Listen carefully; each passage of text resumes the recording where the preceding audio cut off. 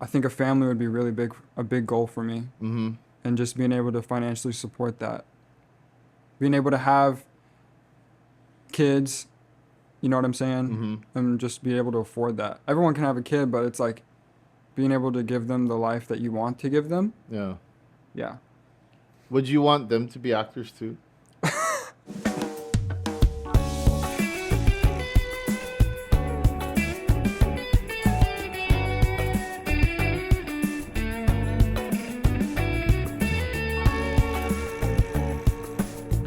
What's up, guys? Welcome back to the Kampai Sugai podcast. It's your boy, Kampai Sugai. What's up, guys? Oh, let's go. Let's go. Let's go. Let's go. Let's go. Spiking on the volume a little bit.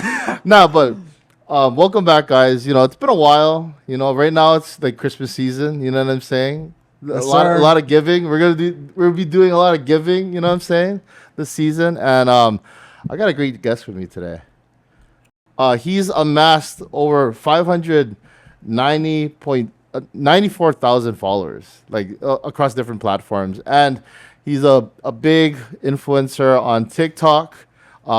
Really building a following on Instagram, but he also wants to get into acting full time. So, please give a round of applause for my friend, Mr. Jacob Plank. Thank you.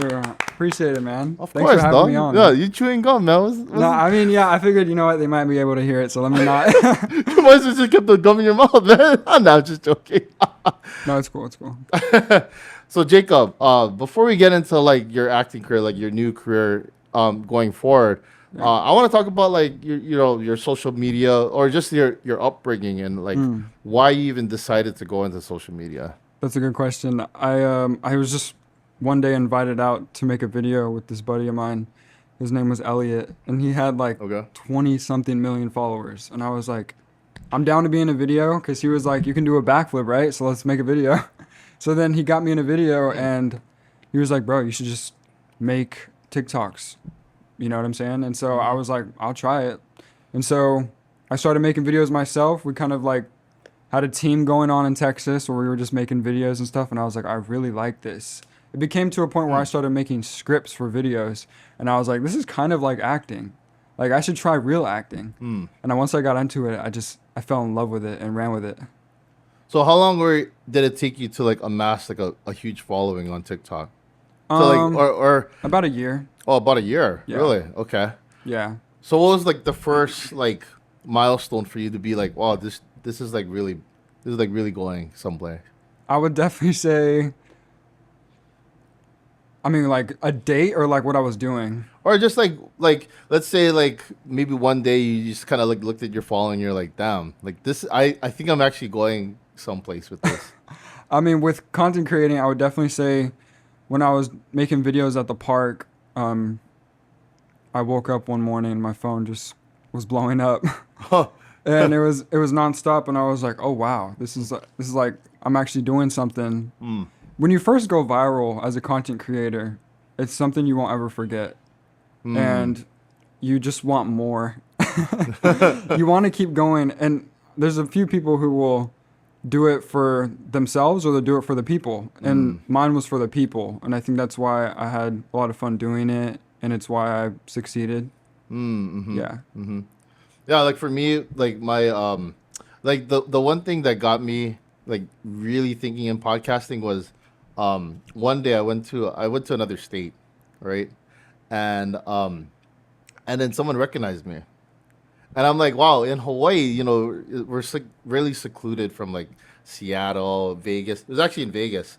And someone was like, hey, you're Kampai Sugai. Even though it's like, you know, Vegas is like the ninth island, right? For Hawaii. Where, you know, Vegas and Hawaii were very connected. But just to see that someone didn't even look like they were from Hawaii at all. And they weren't. They weren't from Hawaii, but they recognized me. Yeah. And I was like, damn. You watched the podcast. Yeah, man. So shout out to John. You know, that really got me because I was like, wow, I guess I'm really doing something. So like, for you, it must be pretty surreal. Like maybe when someone meets you and you're just like, holy crap, I've had like, events happen where I'm at the mall, like in Texas mostly, because that's where the following base was. And there'd be people who would come up to me, ask for a photo. It only happened a few times, but that stuff does something to where you won't forget it. for sure. So before like any content creation, like what kind of like career did you want to go into? I didn't know. Oh, I okay. didn't know. I tried multiple different things. I had multiple jobs, and I was just kind of just trying things out. I feel like there's no harm in testing stuff out, Mm-hmm. figuring out what you like and don't like. But then, yeah, like I said, once I found acting, there's nothing else I want to do in this world. So what about acting like really intrigues you? Yeah, what captivates it. Yeah. Definitely just being able to create a character that can entertain and create emotion through film. Like, it's just amazing to me to be able to create a character and have someone be entertained and feel emotion through it. I know we talked about this before, but like creating your own scripts in order to do like, creating your own character into like making like a self tape Yeah. or scenes that like really help you as an actor. Like what is like certain genres that you kind of vibe around? I think like what would be best for me or what I like. Or would you like? And then what would be best for you? Because if it's too different, that's kind of interesting if it's two different answers. Yeah. I would definitely say something to where it's both the same, but I would say definitely something that's funny and something that's also like drama or action. Those like Outer Banks Or the Flash. or The Flash. Yeah, shout out for The Flash. Yeah. Oh yeah, I did I don't know recognize. if y'all can see it, but it's Star Laboratories. So I'm guessing the Flash is your favorite character on that show. Yeah, Or I mean, I would definitely say so. Like acting wise too, okay. he was one of the first actors where I started to realize that like his work was inspiring. And then after watching Outer Banks, because I don't really watch a lot of like shows and stuff. I don't know if it's that I'm picky or if it's just like I like certain genres or things. But one of the characters on Outer Banks named JJ. Okay. His real I know name is JJ. Rudy. Rudy is an amazing actor. He's now another actor of mine that I'm inspired by. Yeah. Okay. So like out of like all the actors that you've like maybe you observed, what's one that really was like that's the person that I want to get to that pinnacle? Probably Grant Gustin. Yeah, I have to say him just because he was the first guy that I saw that was acting in a way that inspired me. Because being an actor, it's not just about getting the job, it's just about making the character come to life. Like when you go into an audition, your goal there isn't just to get a job. Your goal there is just to show that you can create a character of your own, of course, because everyone's audition is different. And then you just walk away. You know what I mean? I think he portrayed the Flash so well, and which is why I'm just like, I want to be able to eventually have these characters where I create and people look at it and say like, wow, he did that really well. What's your opinion about live auditions versus self tapes? Opinions. Oh gosh, I would definitely say with me, just calm the nerves. Walk in again. Don't go in there expecting a job, right? Just go in there expecting to create a character that shows how your work is. You know what I mean? That's basically all I would say about that. Like just enjoy what you do. Make sure you love it, because if you want to do acting, it's not built for success. It's built to be broken through. Yeah, it's interesting that like I've seen a lot of self tapes before, and then they'll do the same scene, right? But they have different perspectives of it, right? Maybe someone they look at it and they're like, "Oh, they're actually an angry person." Like that's the character that they use, versus like, and I've also done self tapes as well, right? So I've had like different takes on like this character is maybe like, oh, maybe they're a little irritated, but or very actually, or maybe they're very gentle and they're just trying to say some advice to someone, right? But then it's interesting because like we'll read a script, right, and people will read it differently, for a character based on like experience or like what someone's saying. Maybe they're saying the same lines to you, and then you're imagining like, oh, how are you feeling in that moment? You know, it's interesting. You know. Yeah, I definitely agree with that. Recently, actually, I don't know if it was recently, but I saw something recently about Tom Hanks, Mm. and he went to the Oxford Union and spoke to a lot of different people, almost like giving them a quick acting class. Mm. And he was saying, just like how you were saying, how like everyone does it differently, Mm-hmm. whether it's based off of like your experience or your training, whatever it may be. Mm-hmm. He basically got everyone to say like one sentence, but in Mm. different ways, Mm. because it's just like, for example, if you were to say, "Is there anything I can help you with?"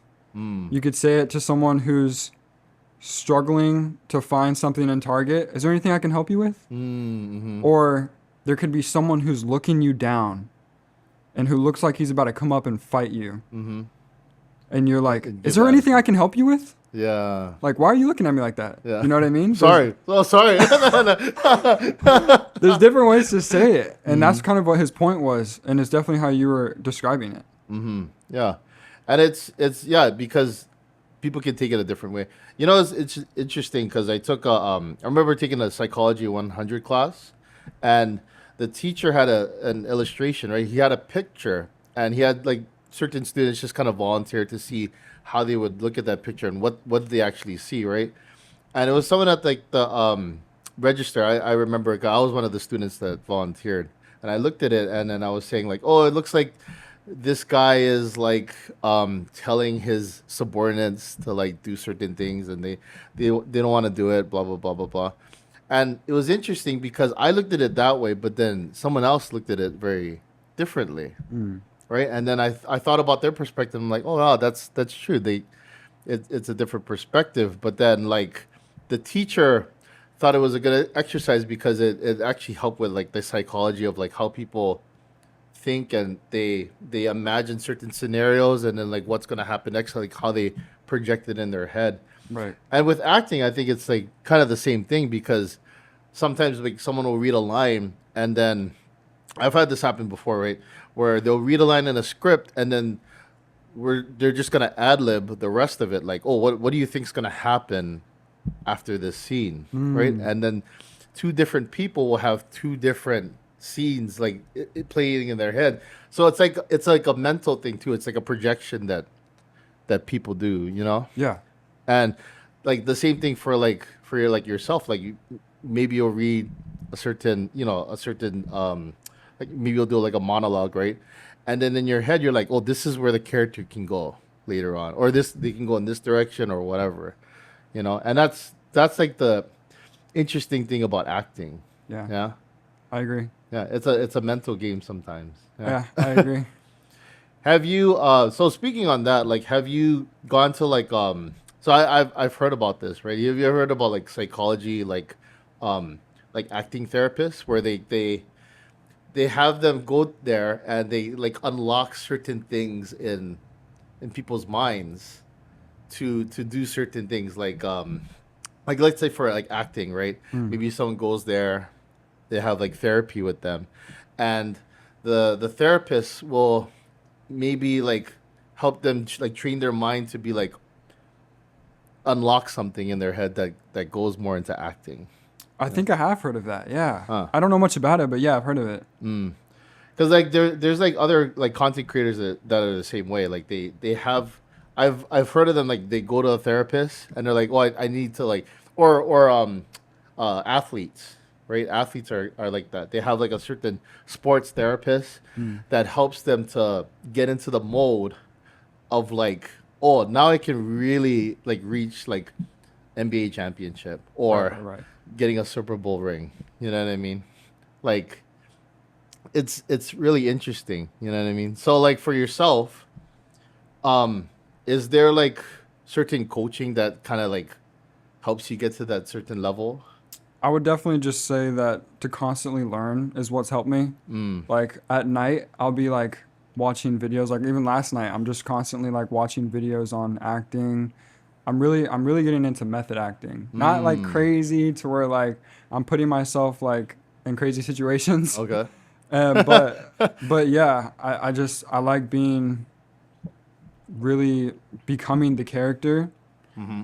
And yeah, I would just say I'm constantly learning. That's what's helped. Mm-hmm. Because you can always learn. The top actors that you know of that you watch right now are still taking classes. You know what I mean? Mm-hmm. What would you say is your style of like learning? I would definitely say practicing, like just in general, like reading lines, Mm-hmm. monologues with friends, Mm-hmm. and then just constantly watching videos. I would Mm-hmm. say, of course, acting classes and stuff, but definitely the videos because a lot of the videos online, you're being taught by people who are already like deep into the industry, maybe even retired, Mm-hmm. or maybe just professional teachers who are giving out all this advice. Mm-hmm. Yeah. Have you ever thought about posting like your self tapes? Um, I've thought about it. I mean, recently, I posted a reading that I Mm-hmm. did with passion, Yeah. and that was fun just because I never really released anything to show people. You know what I mean? Mm-hmm. And that was pretty fun. Hmm. Would you prefer going more into like commercials or like more into like live action I would say films? just television and film. Mm. So whether that's a movie or it's a TV show. Mm-hmm. Mm-hmm. Yeah, What's your like your goal in acting? that's a great question. That's a deep question. Uh-huh. I would just have to say to just make a name for myself. Mm. Make an impact on the industry to where they notice the hard work I've put in. Mm-hmm. I want to be able to, like I said, I want to be able to create characters that are brought to life and can create emotion and entertainment through film. That's literally all I can see it as. Mm. Yeah. Would you want to get to a point where you could write your own film? I was thinking about that last night. I Okay. was thinking, because eventually, like when I'm retired and stuff, I would like to have my own book Mm. because I feel like my life is gonna be crazy, Yeah. and it already has a crazy backstory. So the future I already can tell is gonna be crazy. Yeah. So if the book can become a film, that would be cool. Okay. Yeah. So you would write a book about it and then you would film that. Yeah. I mean, we don't know what lies ahead. You know what I mean? We don't know what's gonna happen. Right, right, yeah. You're right. Yeah. So I can't fully say, but it would be a cool idea to do, for sure. Mm-hmm. Mm-hmm. Yeah, that's pretty cool that like like different films that you want to go into. Would you want to go into like a superhero film, like a Marvel or something too? Yeah, I would love to do Marvel. Yeah. Okay. Yeah, what kind of character would you want to? Would you want to be like a main character or like? I'm honestly not. I'm not too worried about like how big the role is. Mm-hmm. I just like making sure that I can portray the character in a way that it was written. You know, Mm-hmm. how the director, how the writer made it seem. Like when we were doing auditions for Dark Heritage, Mm-hmm. um, that the director, when he was seeing me do all the auditions for it, he Mm-hmm. was like, "That's him." You know what I mean? Mm-hmm. So I think that's kind of where I'm headed to, like trying to do. You know what I mean? Mm-hmm. What do you think about films with bigger budgets versus like Deadpool for instance, right? Mm. Deadpool 3. Okay. It had they requested a smaller budget, right? Versus, they have like big Avengers Endgame type Mm-hmm. stuff, right?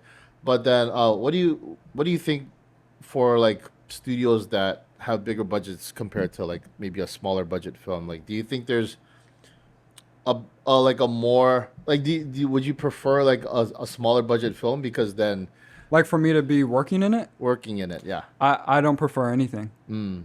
I just if you're passionate in your work, you'll take whatever you can get. Mm-hmm. Yeah.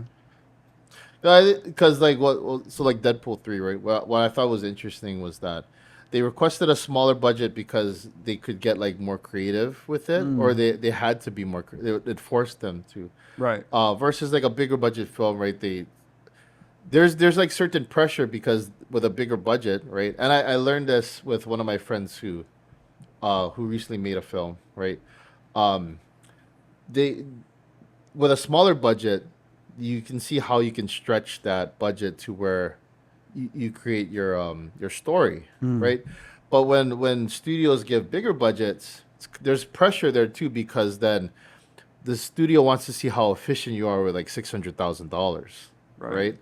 And then how you can stretch that, and that's a little scary, because then some studios, they feel like they have to input like, oh, we got to put CGI over here, right, to stretch the budget out, or oh, we got to put special effects. Versus like a smaller budget, they're like, no, we'll just use real fire. You know what I'm saying? Right. Or yeah, we'll just the guy will actually get hurt. Don't worry about it. We don't have to hire another stunt double. So like, what's your perspective on that? When it comes to acting or creating? Both. I would definitely I don't really see it as like a big thing. You know what I mean? I mean, the pressure is definitely there when it comes to higher budgets. Because, like you said, there's a lot of money that goes into it, a lot of people working on the project, and you don't want to let anyone down, of course. Yeah. You were brought onto this project and you have a job to do. But again, you should still have that same mindset with lower budget films, because that's what makes you a good worker. Yeah, definitely. Yeah, because then that spreads, especially in Hawaii, right? Whatever you do here, it's like it spreads everywhere. Yeah, it's so crazy. It's true.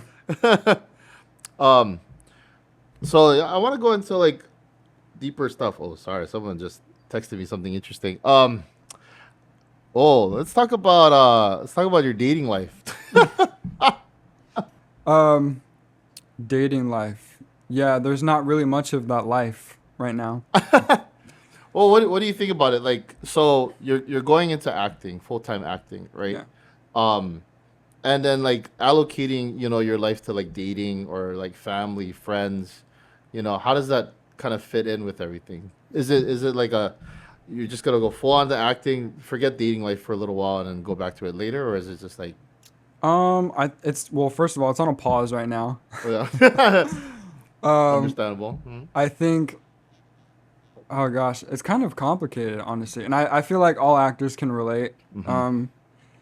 Especially when you work on big films or stuff, and you're succeeding or you're trying to do what I'm doing, which I bet a lot of actors are.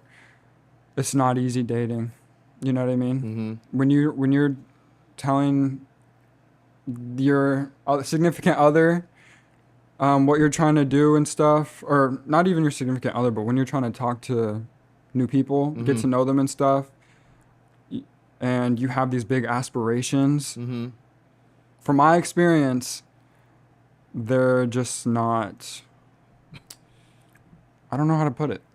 It doesn't ever really works out. Like, yeah. I think I might have to find someone who has equal, if not higher, aspirations and creativity as well. I think creativity is a huge one for me, which is why I'm interested in going to California, making new friends there, having connections, and just making something of it. I feel like a lot of my people are there, and that's what I'm missing here in Hawaii. Yeah, I feel like a lot of creatives too, they deal with that, where it's like, people going in different paths, right? Especially in career, like accounting, for instance, right? Like accounting people, I'm not part of that, because even though I do accounting, that doesn't mean that I'm like this. A lot of accounting people, they actually drink a lot. Okay. Because it's so stressful, so they're working 60 to 80 hours a week. Right. Then they go out drinking all night, and then they do it all over again. Okay. But they don't see their house at all, so they're always out. Gotcha. Right? I mean, I'm always out too, but I'm working. I'm not just drinking my life away. I'm working. That's funny. But like that's like their lifestyle. A lot of them are like that. Actually, breakdancers are like that too. A lot of breakdancers, they drink a lot. They're alcoholics. Not even joking. Statistically, a lot of breakdancers are alcoholics. Okay. And I don't know why. That's a different story for another day. But it's a certain lifestyle, right? And let's say you have someone that gets to a pinnacle in their career, and they're dating someone that lives a completely different lifestyle, right? And it's just hard, because if there's a disconnect, then it's like, damn, what are we gonna do? You know what I mean? I'm starting to like understand that, right? Why are you smiling for it? you know, like living. I could say it. So living single now, it's different because, um, I feel creatively. I feel freer, Mm. which is a different. It's a different thing for me. I haven't felt that in maybe 9.5 years. I haven't felt like creatively I can do different things. Yeah. You know, so like I've like done like a lot of different changes in my life since becoming single, which is, you know, and I'm not saying that I'm like not open to like being with somebody, but I am saying that it's a different feeling.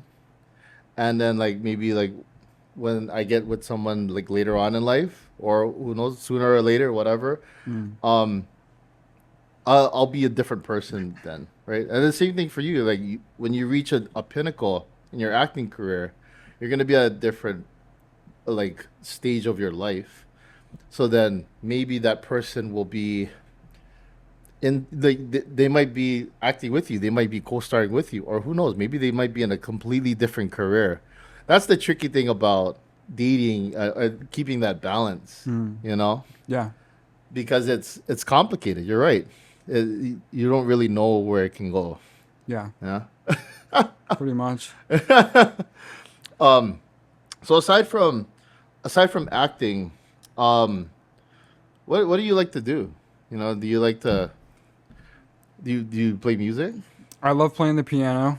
Oh, okay, I Um, didn't know that. and then on the side, I like to read. And then I like just creating creative stuff. Like, there's 2 music videos I just randomly created one day on my Okay. Instagram. Oh But yeah, that's I right. just like woke up and I was like, the song is in my head, so I'm gonna make a music video. Mm. And then I just went out, filmed a bunch of stuff, and yeah, stuff like that where it's just you're letting your creative flow out. Mm-hmm. That's kind of what I like to do. Mm-hmm. Yeah.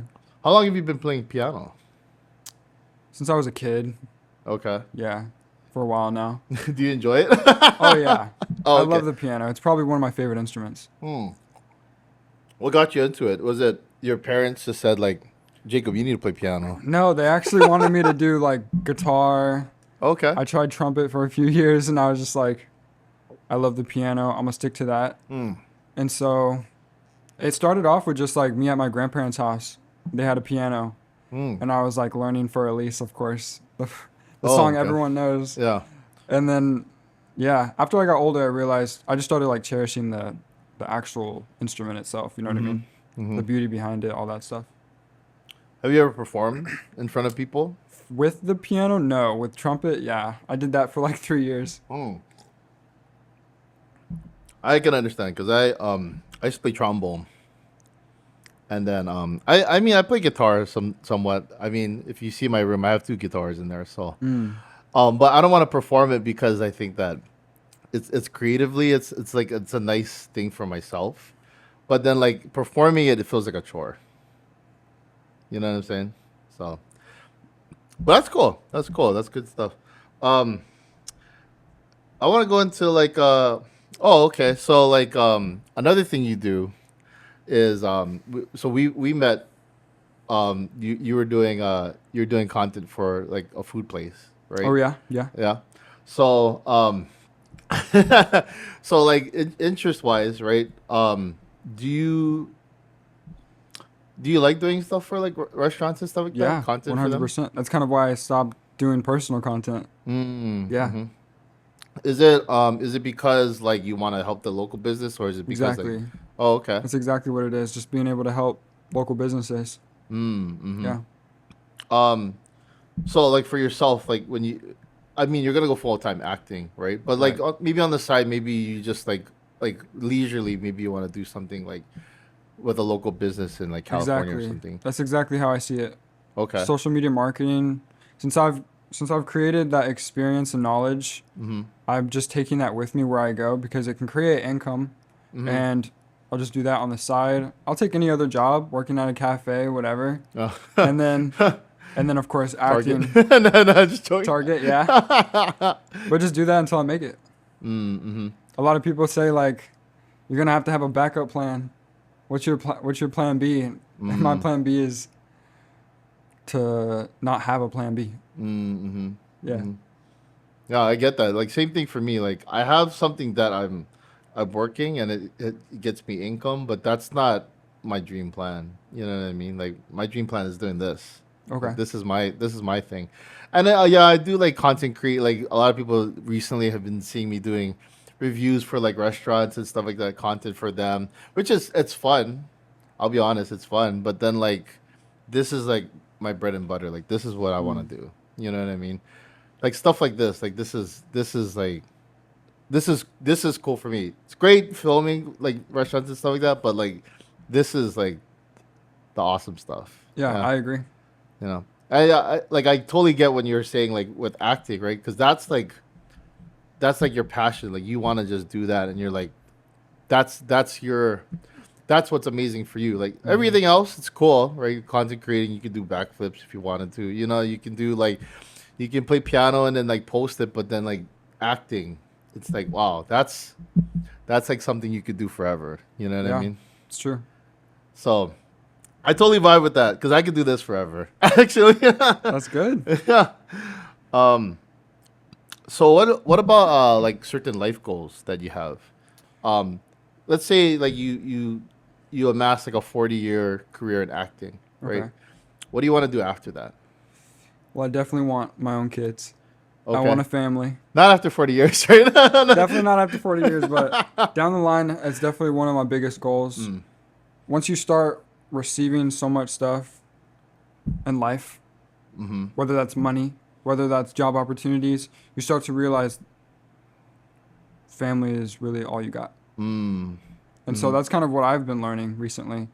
And so I think a family would be a big goal for me. And just being able to financially support that. Being able to have kids, you know what I'm saying? And just be able to afford that. Everyone can have a kid, but it's like being able to give them the life that you want to give them. Yeah. Yeah. Would you want them to be actors too? No. I don't want them to be, you know what I mean? Like, I don't want to force anything. Yeah.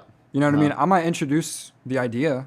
You know what I'm saying? But of course, because that's what their dad is going to do. Yeah. But yeah, no. Whatever they want to do, I'm going to support it. Yeah. That's awesome. Of course. Yeah, because like I know like well for me it's funny because my mom wanted to be she wanted me to be a teacher growing up. I didn't want to be a teacher because financially I thought that was hard. Yeah. But it's true. Yeah, it's true. And I mean I do teaching, but it's outside of like a career. What do you teach? Well, I used to teach at church. Okay. I taught at church for like 10 years. Which church was it? It was couple of churches. So New Hope Windward and then Hope Chapel Olamana. Okay. So I started when I was a freshman in high school, and I was teaching kids up to like 8th grade. So like kids just like a year younger than me, but I was teaching them about like the Bible and stuff like that. Even though I swear on this podcast, but you know like there's certain things and just to inspire like that I had two goals with like teaching, right? One was I was a very shy kid, so I wanted to force myself, and I told my dad I wanted to force myself to like get out of my shell and actually like be judged in front of people, and then like just built up like kind of like a way of like getting myself out there, right, in a healthy way, not like doing weird stuff, but like so that was me like. I'm gonna teach kids because kids. I tell everyone this: when you teach kids, especially junior high, they're the most honest people in the world, right? So they'll tell you exactly what they're feeling in a moment. And then with like younger kids, like before 6th grade, you have to match their energy. So it forced me to match their energy and then also be very transparent, right? Because they know when you're lying. You know what I'm saying? So I did that for 10 years. Great stuff. And it's you know what's crazy about it? This is the most rewarding part. Is I was working at like for UH, right, University of Hawaii, and I would see these kids that I would teach in college, and I'd see them in college, and it was amazing because they became like not just like students, they became like peers for mine, And I was like, wow, they're like they evolve, right? Some of them got tattoos. Okay, like I never imagined that. You know what I mean? Like, Yeah. but then like some of them like they were like studying like engineering and all these other like they were studying to be a lawyer or they were going into their passion like vet tech, you know. And I was like, wow, this is this is what I dreamed of, like just to see this because like I wanted to like of course get out of my shell, but I also wanted to inspire kids as well to like be good and like you can be yourself and then just really pursue what you want to do, Mm. right? Forget about like what people project you to do. Just do what you want to do and then be really good at it. Right. And that's what I seen a lot of them do. And I'm like, that was great for me. That was a milestone for me. But that was like when I was 23 when I got to see that, you know. Yeah. So it's rewarding for me today. I mean, I don't teach anymore, unfortunately. When did you stop? Yeah, when I was 23, I stopped when I was 23. And the reason why is I was in a different stage in my life where I felt like I needed to grow in a different way, right? Because I mean, I love teaching at church, but I felt like I was restricted to just church, Mm. right? So then now I do stuff like this. Like that's why I love podcasting because like I'm inspiring a different generation, Got you. you know? And it's like the generation that I grew up with, but then also like there's guys going to be 30, 40 years down the line, they're going to check these videos out and they might be inspired as well. So I'm inspiring that generation without even, who knows, I might not even be alive in like 60, 70 years, right? But I could, if YouTube is still around, I could be inspiring that generation. You Gotcha. know? Yeah.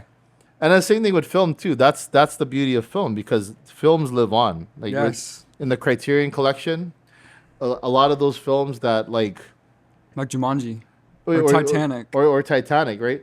But people remember those films. Exactly. And then down the line, like 80 years down the line, they're gonna look at that film. They're gonna go, "Wow, that's really legendary." Yeah. You know what I mean? I used to talk about that with my friends and be like, yeah, it would be really cool to be in I call it a generational movie. Mm-hmm. You know, something my kids will watch. You know what I'm saying? Mm-hmm. Mm-hmm. Yeah. Yeah, because it's that's the beauty of like recording and like creating content, right? Because it lives on, especially it's like archived. You know what I mean? That's like books too. Right? When people write books, you know, as long as books are still alive, and in some places they're not, but you know, in a lot of places they are still alive. It lives on, and that's the beauty of it. You know. I agree. I actually wanted to ask you about voice acting. Would you want to go into voice acting too? Yeah. I would consider it Mm, because that could be considered like training yeah. and stuff like that. Yeah, for sure. Because I do some voice acting too. Actually, it's kind of funny because I would do like Louis Armstrong or like different people like, but then like it helps with like your jawline, right? So if you want to get like a certain expression, so like um Louis Armstrong, like he sang like what was it, A Beautiful World? Mm. I see trees that are green, red roses too. Mm. I see them blue for me and you. I never did that on camera before, but sorry, I gotta drink some more water to do it better. But like I would do that to kind of like maybe like stretch my face a little bit, Yeah. Okay. and then before I get into like saying a line. Okay. So That's cool. yeah, but I would learn different. I would watch videos of like how people sing and stuff like that, and then I'd emulate their face, and then I'd try to get the tone after. That's interesting. Yeah. Cool. I do that with my coworkers. Oh, yeah? They don't even know that. I'm actually observing the way they talk. That's hilarious. So talking a little bit about Dark Heritage, right? You talked Yeah. about that earlier. So yeah, tell me about like your role in that film. Dark Heritage. My role is Paul. Paul is the cinematographer of the group of teenage ghost hunting filmmakers, and they're basically going to an abandoned airfield with a haunted history. Okay. And That's just basically it. It kind of, if you remember Blair Witch, have you seen that? Yes. It gives off that vibe of like this group of teens that are going out trying to film some haunted stuff. You know what I'm saying? Mm-hmm. And I'm the camera guy. Okay. Yeah. Cool. How'd you get into that role? It was sent to me by my agent. I auditioned for it, and then they were interested, brought me in person to do a live audition. They liked it, and then they brought me back second live person audition. And on that day, that like third audition, they were like, "We love you." You know what I'm saying? We got to have you as Paul. So, yeah. What was it like being on your first set? On my very first set, commercial or film or television? Just anything. I think my very first one was like a commercial, and I thought it was so cool. I was like, like when you get on set for the very first time, you might have an experience like me where you're like, this is it. This is what I want to do. You see all these people working together with these cameras. You see them making a whole scene that it's not even like actually happening. You know what I mean? Like, for example, I did like a Thanksgiving commercial for this grocery store back in Texas. It's called HEB. Yeah. But it's like the Texas version of Safeway. Okay. Yeah. And I know what you're talking about. Yeah, and they had like a Thanksgiving, Friendsgiving kind of commercial. Okay. And it was literally dark outside. But then they had like some fog and lights outside that were shining in the windows. And they made everything look like it was a bright, sunny day, 3 p.m. in the afternoon. Oh. But it was completely pitch black outside. And I was like, this is so sick. You know what I mean? Being able to see them create that and just being behind the camera and in front of the camera, getting that experience is like so cool. Yeah. One film that really got me was it was a recent one. It was called Nope, right? The one by Jordan Peele. Oh yeah. And what was cool about it was they shot in daylight, but a lot of those scenes are nighttime, so they used a filter to darken everything. But that's why they could get like really good like lighting sources, because they shot it in the daytime, which I thought was really interesting. But yeah, like film, like it's kind of interesting, right? Because they create a scene, and then I did a film recently where I was a detective, and it made it look like it was daytime, but it was pitch black outside. Yeah. And it was like the window, it looked like the sun was shining through the window, but then that was just like a little filter. Yeah. That's actually what I did on Dark Heritage, because I helped edit it and produce it. Oh, so, cool. The trailer at least. But it was like all the raw footage. It looks completely different to the final footage. And that's really cool. Yeah. So when is it? Well, when is it gonna come out? First of all, I'll just say it's coming soon, but soon could also mean like a year. But yeah, we're still filming it. In terms of like future generations, right? What do you want them to get out of your life? What do you mean? Like, let's say, like, maybe like inspire like other people like later on, right? 50 years down the road, 60 years down. What do you want them to get out of like the way your career or your life in general? I mean, I think the biggest thing would just be that I was creating a character that they could either like relate to or just feel inspired. Like a lot of people who are watching might be actors. And so being able to see a character like how I did with Grant Gustin or like Rudy from OBX, something like that, it could change their life. A lot of people don't see it as that. And that's why I see the beauty in acting completely. It's such a beautiful piece of art. And then for yourself, right? I think with like fame or like massive people following, there's always going to be people that are naysayers, right? True, very true. So like, what is your message to them? My message to people who are going after fame and money, I would say this is the wrong industry for that. Money doesn't change people. It just magnifies who they are. So if you're an arrogant person or you're a jerk, it's just going to make you more of a jerk, in my opinion. And someone like me who cares about people, who wants to help people, like, especially financially, if I'm able to get where I want to be, I want to use like 50% of that at least to just help, because I don't need millions of dollars, you know what I'm saying? That could be used to help people. So that's kind of how I see it. I was adopted from Russia, so I want to build adoption centers. And this is something that I'm very passionate about, helping the homeless as well. So, like I said, fame, you shouldn't be going after that. If you are, it's just not going to work out. And then financially, if you're trying to get rich and you're like I said, it just magnifies who you are. Yeah. What would you say to people right now that are struggling to achieve their dream?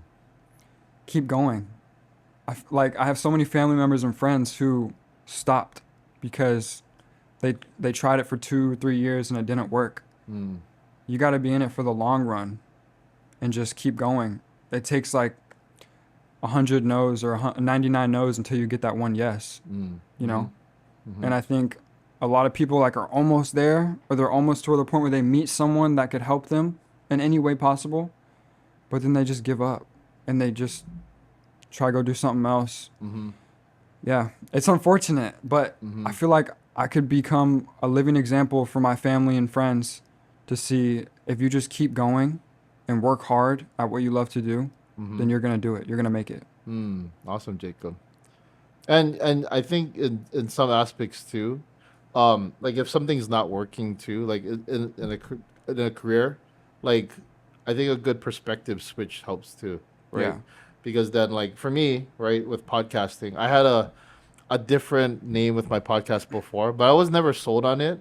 Like I sort of talk story with Gavin Sugai was before I changed it to Kampai Sugai, but like it was a different thing for me. Like I wanted to do like a set, I wanted to do like something different, right? And that's why I created this. So like with people that are creatives, you know, maybe in acting, right? And they're struggling to like land a role, like maybe they gotta try something different to like in that same field, but then that'll help them to like, Yeah. you know, get further in their career, create their own self tapes. Right. I like that. I like how you said you kept changing it and trying new things. And that's something that a lot of people might not be comfortable with, you know? I kind of see it as like, think of it as like Google Maps in a way. Like when you keep going down a road, if you keep like turning, right, the destination is still going to tell you that you can get there if you just take a different route. Right. You know what I'm saying? Yeah. And so if you just take a different route, even though you might be going the wrong way, you're still going to get to where you want to be. Yep. Exactly. But some people, they just get to a dead end and don't turn around. It's true. They get stuck after. They do. And then they call me and they go, "Hey, Gav, can you help me out now?" Yeah. Well, first off, Jacob, thank you for coming on the podcast. Of course. And of course, we got to shout out some merch real quick. So, Of course. I know you brought some merch from a buddy of mine, Jonas. Yep. Shout out Jonas. Jonas brother over there. First of all, Vivid Love. Vivid Love is what it's called. This is the shirt of it. I don't know if y'all can see that. We got the front of it. Let me go show you the jersey. Love the design. The jersey is insane. It's literally here. This is the front of it. I don't know if they can hear you because no. You got the back of it. Vivid. Look at the shoulders, okay? So you got 22, Look at the shoulders. 22 on each side. You got the VVL badge. And then on the bottom, right here, you got a patchwork. Oh. And it literally says, What's the patchwork? engineered to the exact specifications of National Football League. And then we have another shirt. Uh-oh. Jonas is Jonas has come in here. Come on in, Hey, man. shouts to Jonas, man. Take a seat Yeah. right quick. Yeah. Well, you guys can maybe Jacob can hold it, and then Jonas can explain on the mic. We'll do that. So this is the front of my other shirt, Vivid Love, and then in the back it also has a Bible verse. A Bible And verse. then- Oh, Yeah, and then on the side it also has the Proverbs 10:18. Yeah, so it's a crop shirt, and Oh, it's cool. like the same as a Pro Club, which I actually used. My friend made it for oh, me. okay. Yeah. What was the idea behind Vivid Love? Really, it was about like spreading positivity. Yeah, and then like extending like creativity to people and like getting people together. What's the idea behind the designs?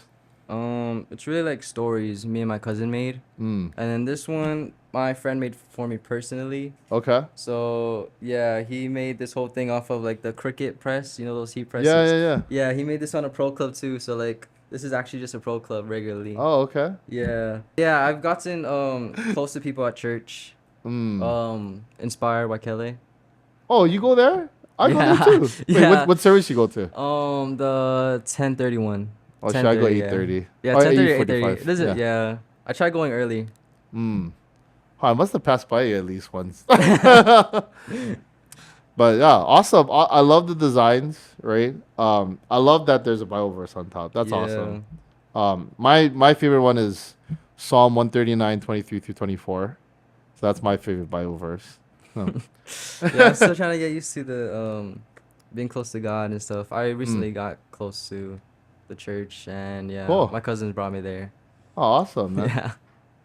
Well, Yeah, that's my brand. thank you, Jonas. Yeah, I gotta get a shirt too. Yeah, and shout out to Inspire and my Kelly. Hey, shout out to Inspire. Shout out to Mike Kai. Hey, shout out to Mike Kai, but he has his own podcast now too. So Oh yeah. yeah. Yeah. Shout out Jonas, man. He's a good guy. What was He's his a- last name? Oh.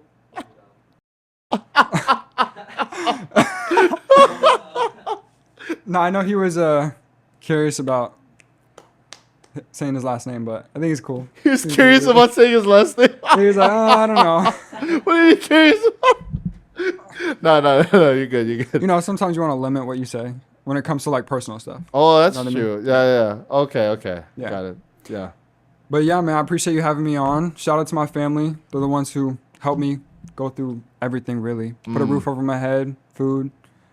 Merry Christmas to y'all. Yeah. Merry Christmas to you guys. Thank I know Grandma, Dad, Ben, Aiden. I know you guys are watching right now. Merry Christmas. Let's go. We're all clapping over here. We got an audience over here. Yeah. Also, shout outs to Tipsy Pig. I always shout these guys out, but Tipsy Pig, I always go Tipsy Pig, man. I actually went there like a couple days ago just to get like a Thanksgiving dinner over there. Shout out to Chef Kale too. He's been cooking for Tipsy Pig too. So. Oh, yeah. and then also, there's a lot of cool stuff going on in Hawaii, right? Mm-hmm. Film-wise. Oh yes. You got what, Lilo and Stitch, Yep. right? You got Moana live action. Yeah. Lilo and Stitch. Maya Kiloha, shout out to you. I know that you're working really hard, and I'm excited for you. She has a long career ahead of her for sure. Mm-hmm. Yeah, definitely. Yeah. Yeah. Did you go to the Moana 2 premiere? My parents and I were going to, Okay. but then we just got held back with family stuff. Mm-hmm. Yeah. But yeah, all those are gonna come out soon. Yeah. That's I'm pretty excited crazy. for the live action. Yeah, that's pretty crazy. I remember yeah? having a audition for that. Oh, It was okay. so sick. Okay. Being able to read with Dwayne Johnson. It was so sick. Wow, really? Yeah. Wait, can we talk about that real quick? That's pretty crazy. We talk about that real quick. Yeah, wait, you did a reading with Dwayne Johnson? The Yeah. Rock? Wow. Yeah. It was just an audition, of course, and I didn't get it, but the experience was amazing. Wow. You know what I mean? Uh-huh. I think that's one of the things you have to cherish. Like, you didn't even get the part, but you still enjoyed every single bit of that process. You know what I'm saying? What was he like? I didn't meet him in person. Well, I mean, like, you read with, but you didn't meet him in person. No. Oh, okay. Okay, never mind. No, I didn't meet him in person. It was just reading with him, like his lines and stuff. Oh, I see. Got it. Yeah. But again, it was still a cool experience. Plenty more to come. Yeah.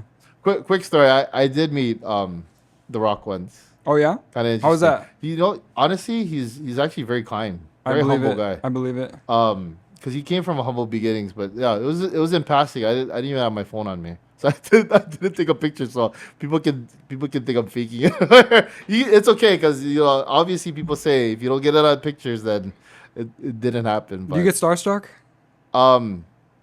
certain people, Certain but not The people? Rock. I didn't get Interesting. starstruck with him. Yeah. Because like he also just feels like Hawaii, so it's just kind of like it feels like an uncle. You know what I'm saying? Is he Hawaiian? Yeah. Oh, okay. Wait, I think he is. Okay. Oh man, I'm getting exposed right there. That's funny. But no, yeah, he just feels like an uncle, like just like a regular guy. You know what I Yeah. mean? I got starstruck when I met Wee Man. Okay. when I met Wee Man, that was I met him at SeaWorld. That was kind of interesting. That was like years ago, before SeaWorld got exposed. But like it was crazy. Like he was with his girlfriend, and his girlfriend's like way taller than him. So I was like, wow, this is amazing. But yeah, do you get starstruck?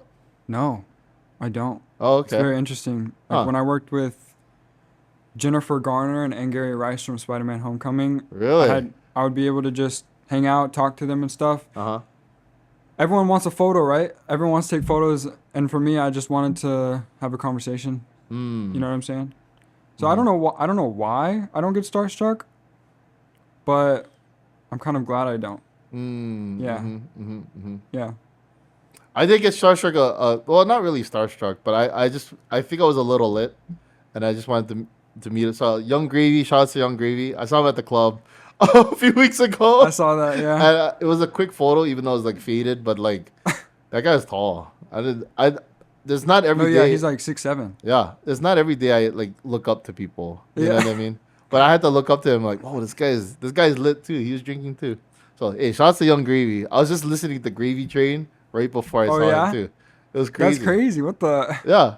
And it was just random. He just walked into like Moani's, and I was like, whoa, it's Young Gravy. That's so funny. And it was where nobody was there. Like literally, like hardly anybody was there. Yeah. So that's awesome. That was awesome. Yeah. Anyway, Jacob, thank you for coming on the show, man. Of course.